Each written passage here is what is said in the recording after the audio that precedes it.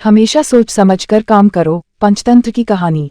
दक्षिण प्रदेश के एक प्रसिद्ध नगर पाटलिपुत्र में मणिभद्र नाम का एक धनिक महाजन रहता था। लोक सेवा और धर्म कार्यों में रत रहने से उसके धन संचय में कुछ कमी आ गई। समाज में मान घट गया। इससे मणिभद्र को बहुत दुख हुआ। दिन रात चिंतातुर रहने लगा।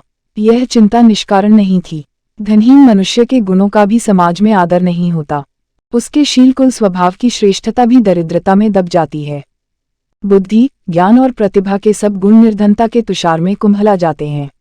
जैसे पतझड़ के झंझावात में मौलसरी के फूल झड़ जाते हैं, उसी तरह घर परिवार के पोषण की चिंता में उसकी बुद्धि कुंद हो जाती है। घर की घी तेल नकद चावल की निरंतर चिंता प्रखर प्रतिभा संपन्न व्यक्ति की प्रतिभा को भी खा जाती है। धनहीन घर श्मशान का रूप धारण कर लेता है।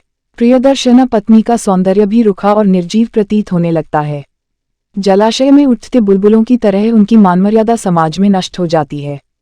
निर्धनता की इन भयानक कल्पनाओं से मणिभद्र का दिल कांप उठा।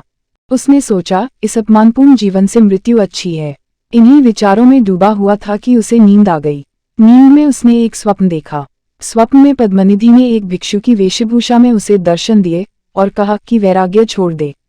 तेरे पूर्वजों ने मेरा भरपूर आदर किया था, इसीलिए तेरे घर आया हूँ। कल सुबह फिर इसी वेश में तेरे पास आऊंगा। उस समय तू मुझे लाठी की चोट से मार डालना, तब मैं मरकर स्वर्णमय हो जाऊंगा। वह स्वर्ण तेरी गरीबी को हमेशा के लिए मिटा देगा। सुबह उठने पर मणिभद्र इस स्वप्न की सार्थकता के संबंध में ही सोचता रहा। उसके मन में विचित्र शंकाएं उठने लगीं।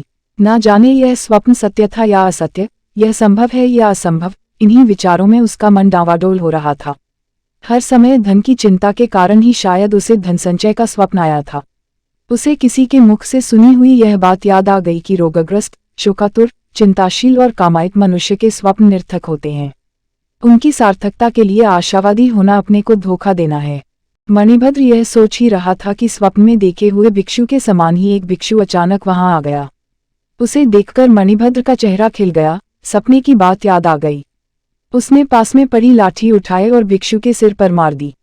भिक्षु उसी क्षण मर गया। भूमि पर गिरने के साथ ही उसका सारा शरीर स्वर्णमय हो गया। मणिभद्र ने उसका स्वर्णमय मृतदेह छिपा लिया, किंतु उसी समय एक नाई वहां आ गया था। उसने यह सब देख लिया था। मणिभद्र ने उसे पर्याप्त धन, वस्त्र आदि का लोभ देकर इस घटना को गुप्त रखने का आग्रह किया।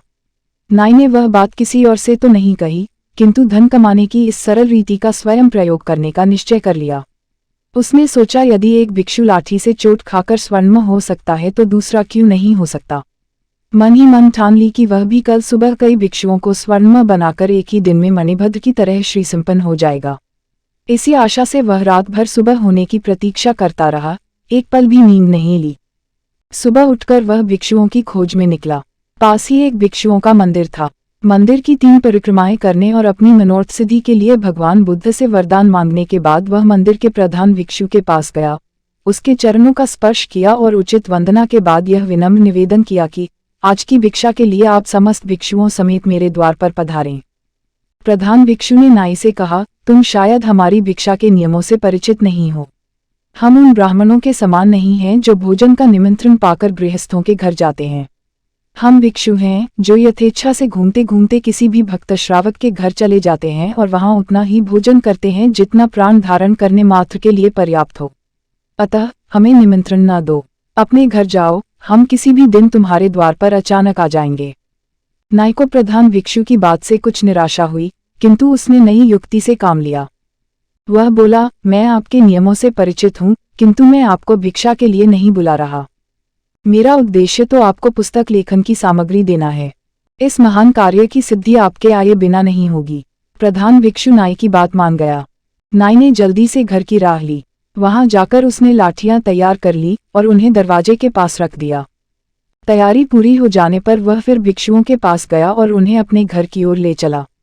भिक्षु वर्ग भी धन वस्त्र के लालच से उसके पीछे पीछे चलने लगा।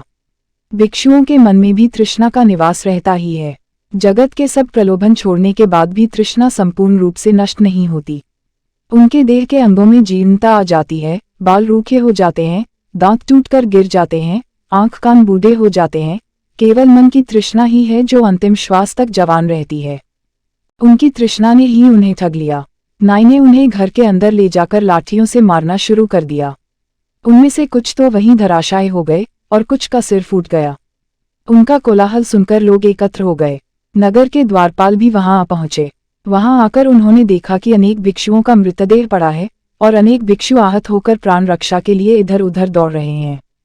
नाई से जब इस रक्तपात का कारण पूछा गया तो उसने मणिभद्र के घर में आहत भिक्षु के स्वर्ण हो जाने की बात बतलाते हुए कहा कि वह भी शीघ्र स्वर्ण संचय करना चाहता था। नाई के मुख से यह बात सुनने के बाद राज्य के अधिकारियों ने मणिभद्र को बुलाया और पूछा कि क्या तुमने किसी भिक्षु की हत्या की है। मणिभद्र ने अपने स्वप्न की कहानी आरंभ से लेकर अंत तक सुना दी। राज्य के धर्माधिकारियों ने उस नाई को मृत्युदंड की आज्ञा दी और कहा, ऐसे कुपरीक्षितकारी बिना सोचे काम करने वाले के लिए यही दंड उचित था। मनुष्य को उचित है कि वह अच्छी तरह देखे, जाने, सुने और उचित परीक्षा किए बिना कोई भी कार्य न करे, अन्यथा उसका वही परिणाम होता है जो इस कहानी के नाई का हुआ। सीख, अच्छी तरह देखे, जाने, सुने और उचित परीक्षा किए बिना कोई भी कार्य न करो।